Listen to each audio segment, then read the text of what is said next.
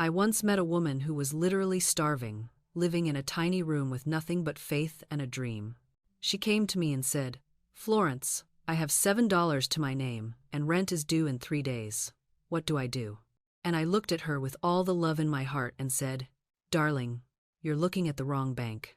The bank of God never closes, never runs out, and your account there has been full since before you were born." Now I know what you might be thinking. You might be rolling your eyes right now, wondering if this is just another pretty spiritual idea that sounds nice but doesn't pay your bills or heal your heartache. I understand. I've been there.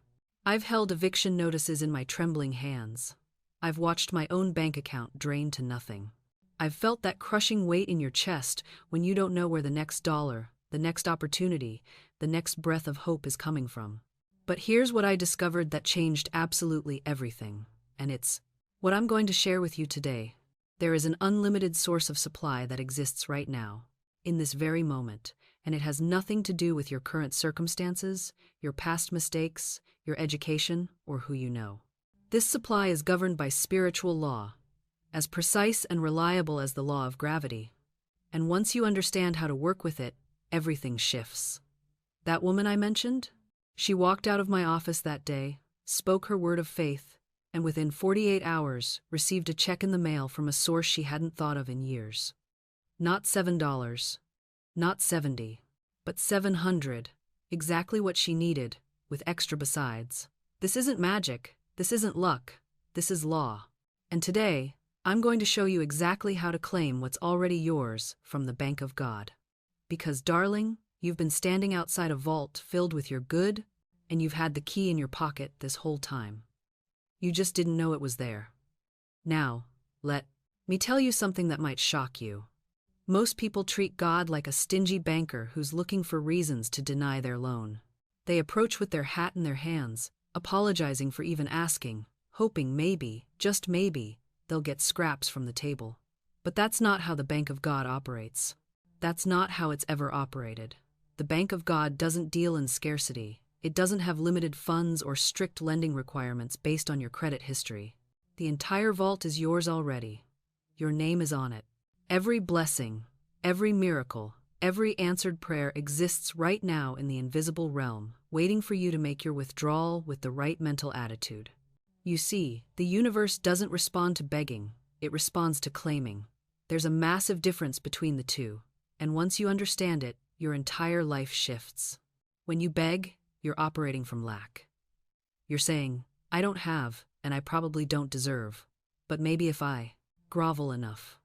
When you claim, you're operating from spiritual law. You're saying, "This is mine by divine right. I accept it now." I knew a woman once who came to me absolutely desperate. Her business was failing, creditors were calling, and she was about to lose everything she'd worked years to build. She kept saying, "I'm praying so hard, Florence. I'm begging God every single day." And I stopped her right there. "Stop begging," I said. "Start claiming." We worked together on changing her entire approach. Instead of panicked prayers filled with fear and desperation, she began to make firm declarations. Infinite supply now manifests in my business. All my financial obligations are met with divine ease. I am a clear channel for God's abundance. She said these things not as wishes, but as facts. As law being set into motion. Within 3 weeks, everything turned around. A client she'd forgotten about paid an old invoice. A new opportunity appeared from an unexpected source. The money didn't just trickle in, it poured. And she looked at me with tears in her eyes and said, "It was there all along, wasn't it? I was just blocking it with my fear." Exactly. The supply was there. The Bank of God never closed. She just wasn't making proper withdrawals. She was standing outside the bank during business hours, crying about being broke, instead of walking through the door with her rightful claim. This is what I see constantly: people with vast spiritual wealth sitting in their accounts, untouched, while they beg for scraps. They pray for pennies when they have access to unlimited abundance. They ask God to help them make it through the week when they could be claiming divine supply for a lifetime. The universe doesn't respond to begging, it responds to claiming. When you beg, you're operating from lack. You're saying, "I am poor, I am desperate, I am without." And the universe, which is simply a mirror of your consciousness, says, yes, you are. Here's more evidence of your poverty. But when you claim, oh, that's entirely different energy. When you claim, you're standing in your power as a child of the infinite. You're not asking if you can have something. You're acknowledging that it's already yours in the spiritual realm, and now you're bringing it into physical manifestation. You're not begging for mercy, you're accepting your inheritance. There's a statement I give people that changes everything. I am one with God, therefore I am one with my good. Say it slowly. Feel the truth of it. You are not separate from Source. You are not disconnected from your supply. The same power that creates worlds is the power that flows through you right now, in this very moment. That power doesn't play favorites. It doesn't choose some people for prosperity and others for poverty. It responds to consciousness. If your consciousness is filled with fear, lack, and limitation, that's what you'll experience. If your consciousness is filled with faith, abundance, and expectation, that becomes your reality. It's law. It's mathematics. It's as reliable as gravity. I knew a man who was brilliant, truly brilliant, but he couldn't hold on to money. It slipped through his fingers like water. He'd get a windfall and immediately face an unexpected expense. He'd receive a raise and his rent would increase the same amount. He was trapped in a cycle that seemed almost cosmic in its cruelty. When he finally came to me, exhausted and confused, I asked him one simple question. What did your father teach you about money? His face changed immediately. He taught me that rich people are greedy, he said quietly. That money corrupts, that it's better to be poor and honest than wealthy and compromised. There it was, the invisible wall. This man had been fighting against his own success his entire adult life, not because he lacked talent or opportunity, but because deep in his subconscious mind, prosperity meant becoming everything his father had warned him against. To succeed financially was to betray his father's values, to prove himself morally corrupt. I see this pattern everywhere. A woman sabotages every promising relationship because her mother told her all men leave eventually. A talented artist keeps his work hidden because a teacher once said, people like us don't make it in the art. A business owner unconsciously drives customers away because she grew up hearing, it's selfish to have more than you need. These aren't just beliefs. They're agreements we made with reality when we were too young to know better. They're contracts signed in the invisible ink of childhood trauma, family loyalty, and inherited fear. And they bind us more completely than any legal document ever could. The fascinating thing is that your subconscious mind doesn't care whether these agreements serve you. It only cares about keeping them. Your conscious mind might desperately want financial freedom, but if your subconscious believes that poverty equals virtue, it will work tirelessly to keep you poor. It will make you forget to send the invoice. It will give you a stomachache on the day of the important interview. It will whisper that you don't deserve it, that you're not ready, that it's safer to stay small. This is what I mean when I say your subconscious is both gatekeeper and saboteur. It guards what it believes to be true about reality, even when those beliefs are destroying your life. But here is where the power lies. The subconscious mind cannot tell the difference between a vividly imagined experience and a real one. It accepts what you impress upon it with feeling and repetition. This is not theory. This is mechanical law. When you speak a word with conviction, with the full force of your belief behind it, your subconscious begins to rearrange the invisible architecture of your life to match that word. I have seen this countless times. A woman came to me drowning in debt, her business collapsing, creditors at her door. Every morning she woke to panic. Every night she fell asleep rehearsing disaster. I told her, stop arguing for your limitations. Stop giving your subconscious evidence of lack. Instead, morning and evening, she began to declare, I am surrounded by right action. Infinite supply flows to me now. At first, the words felt hollow. Her circumstances screamed the opposite, but she persisted. She spoke them until they began to resonate in her bones. Within weeks, unexpected checks arrived. A client she had forgotten paid an old invoice. A new opportunity appeared from nowhere. Within months, her debt was gone. She did not work harder. She did not manipulate or scheme. She simply stopped feeding her subconscious the image of failure and began feeding it the image of supply. The outer world had no choice but to conform. This is what I mean when I say your word is your wand. You are not begging the universe for favors. You are not trying to convince God to change his mind about you. You are aligning your inner conversation with the truth that already exists in the invisible realm. You are claiming what is already yours by divine right. But most people use their words to cement their bondage. They say, I can't afford it. And the subconscious says, yes, master, you cannot afford it. They say, I always get sick in winter. And the body obeys. They say, nothing ever works out for me. And life delivers more evidence of that belief. You are decreeing your experience every moment, whether you realize it or not. The question is not whether you are using this law. You are. The question is, are you using it consciously or unconsciously? Are you the author of your inner narrative, or are you letting fear write the script? Most people are unconscious script writers. They rehearse disaster in the morning shower. They narrate their day with words like, I'm so tired, I can't afford that, nothing ever works out for me, and then they wonder why their reality feels exhausting, limited, and disappointing. But here's what changes everything. The moment you become aware of your inner script, you gain the power to rewrite it. Not tomorrow. Not after you've achieved something. Right now. This very moment. I want you to understand something profound. Your subconscious mind doesn't judge whether your thoughts are true or false, helpful or harmful. It simply accepts what you repeatedly tell it as instruction. It's like the most loyal assistant you'll ever have, except it takes everything literally. Tell it, I never have enough, and it will work tirelessly to prove you right. Tell it, I am divinely guided to my highest good, and it will orchestrate circumstances to match that truth instead. This isn't about lying to yourself. This is about recognizing that your current script was installed without your conscious consent anyway. Someone else's fears became your fears. Someone else's limitations became your boundaries. And now you're walking around performing a play you never auditioned for, reading lines you never agreed to speak. The shift happens when you stop being the actor and become the director. When you catch yourself saying, I'm terrible with money, you pause. You don't fight it. You don't shame yourself. You simply recognize it as an old script, and you choose a new line. I am learning to manage money wisely. Abundance flows to me easily. Does that feel uncomfortable at first? Absolutely. Your ego will protest. It will say, but that's not true. Look at your bank account.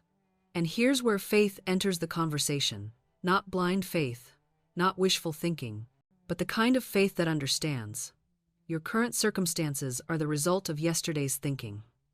Your new script is creating tomorrow's reality. And here's what most people never realize. The universe doesn't respond to your desperation. It responds to your assumption. When you're constantly checking the mailbox, refreshing your bank account, asking, where is it? You're not affirming abundance. You're affirming lack. You're scripting from the feeling of not having. But when you write your new story from the place of already being that person, already living that life, the energy shifts completely.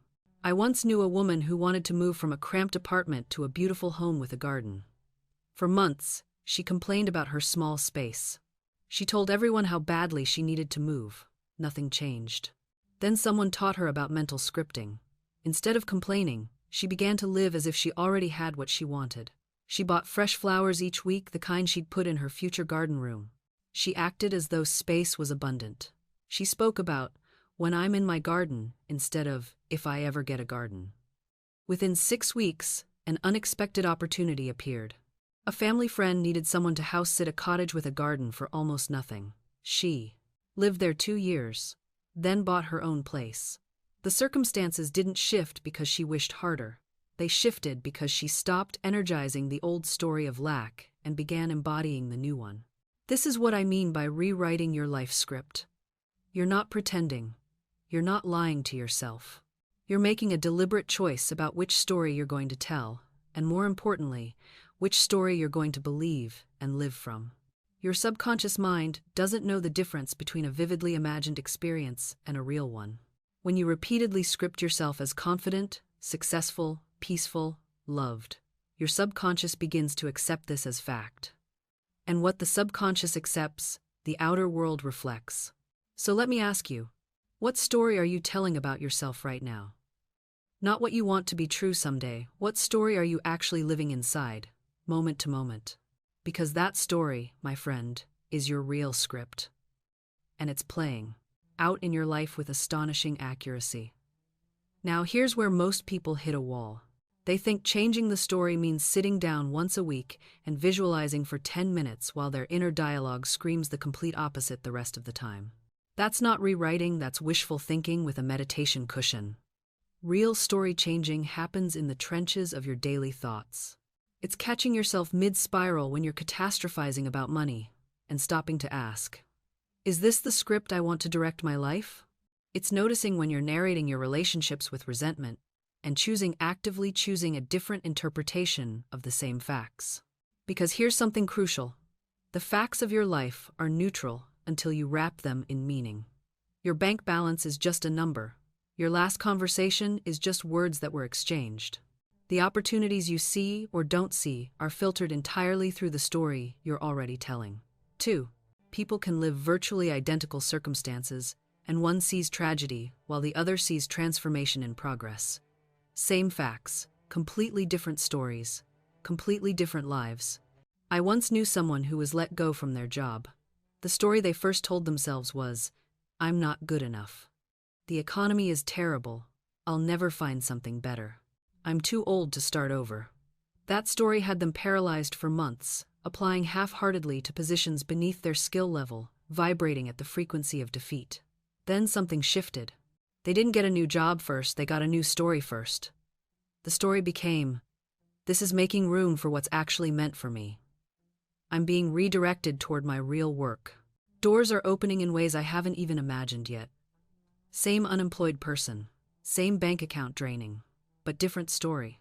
And within weeks, not months, weeks, an opportunity appeared that had been invisible to them before because they weren't vibrating at its frequency.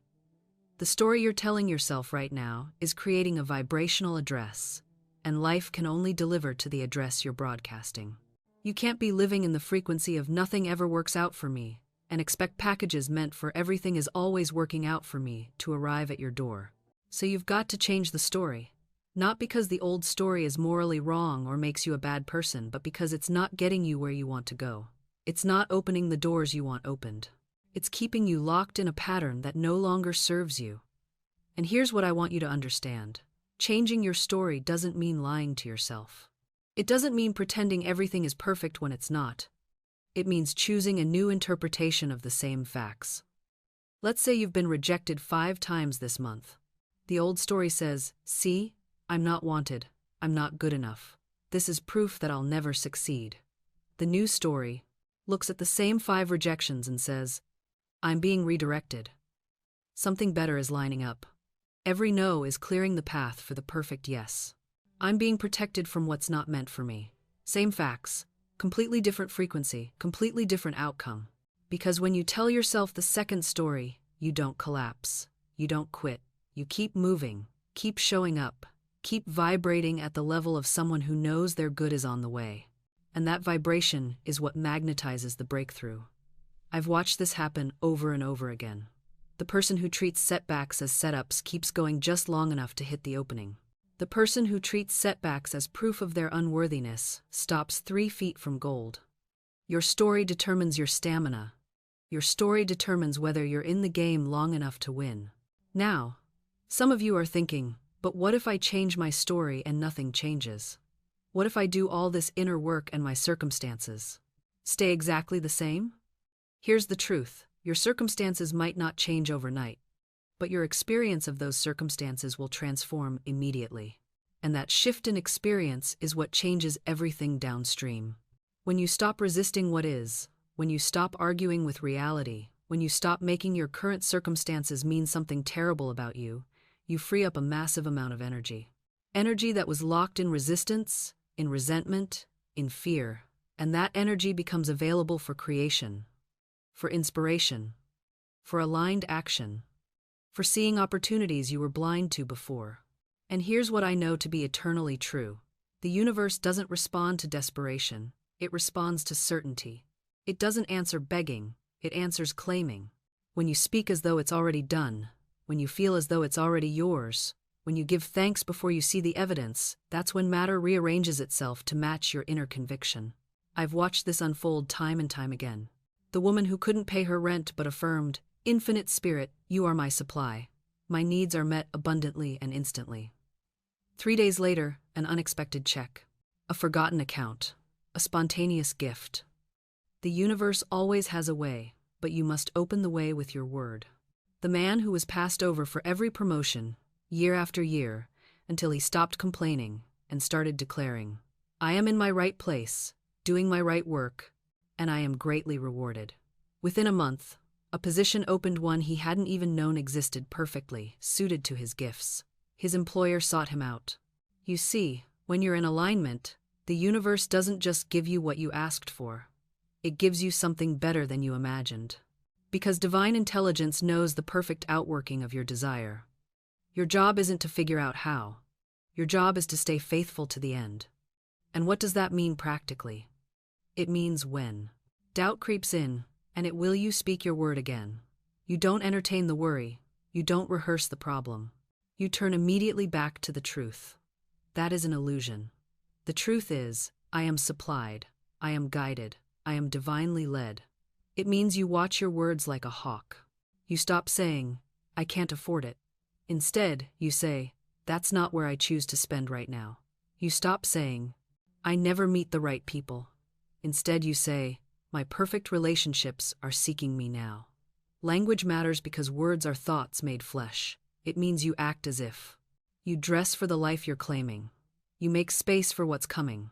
You clear the clutter. You prepare the room. If you want the relationship, buy the extra pillow. If you want abundance, create beauty with what you have now. If you want the career, walk like you already have it. This isn't pretending. This is pretending, tending to the garden before the seeds break ground. You're cultivating the soil of your consciousness so that when the manifestation arrives, it has a prepared place to land. And here's what most people miss. The preparation itself is part of the manifestation. When you clean out your closet to make room for new clothes, you're not just organizing, you're declaring to the universe that you're ready. When you practice your acceptance speech in the mirror, you're not being delusional, you're being available. I knew a woman who wanted to write a book, but kept saying she had no time. I told her, "Set your table as if you're already an author. Create the space." She cleared her kitchen table, bought a beautiful notebook, placed fresh flowers beside it every morning. Within 2 weeks, she was waking up early to write. The ritual prepared her consciousness. The outer action triggered the inner shift. This is why affirmations alone often fail.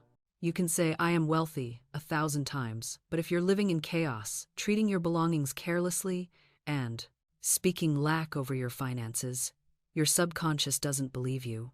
But when you organize your wallet, balance your accounts with respect, dress as though you honor yourself, now you're speaking a language your deeper mind understands. Your subconscious doesn't respond to what you say. It responds to what you demonstrate.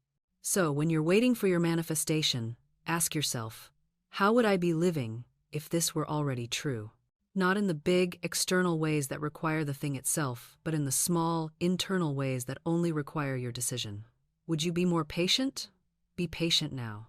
Would you be more generous? Be generous now.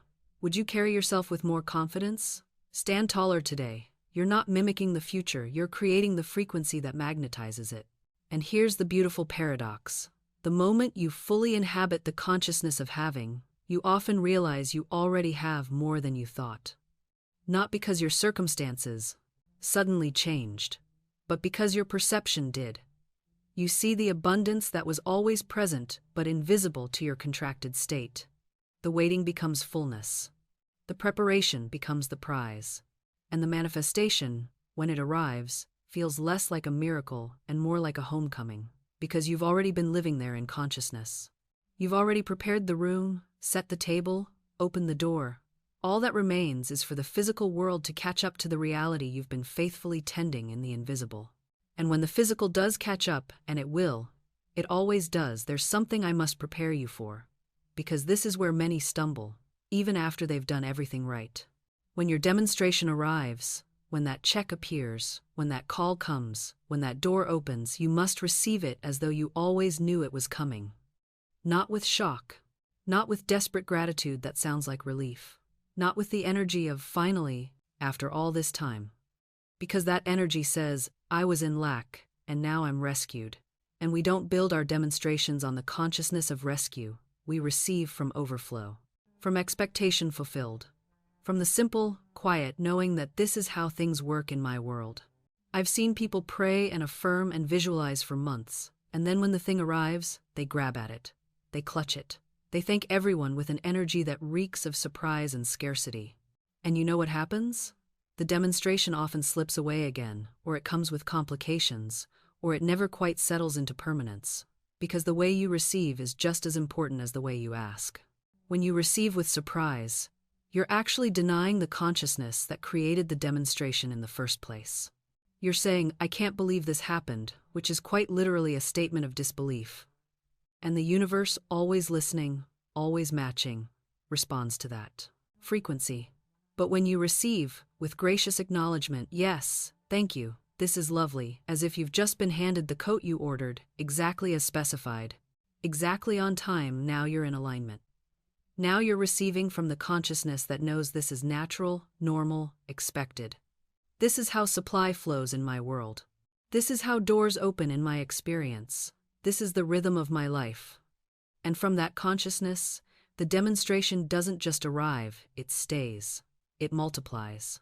It becomes the foundation for the next unfoldment and the next, until you're living in a continuous stream of gracious receiving.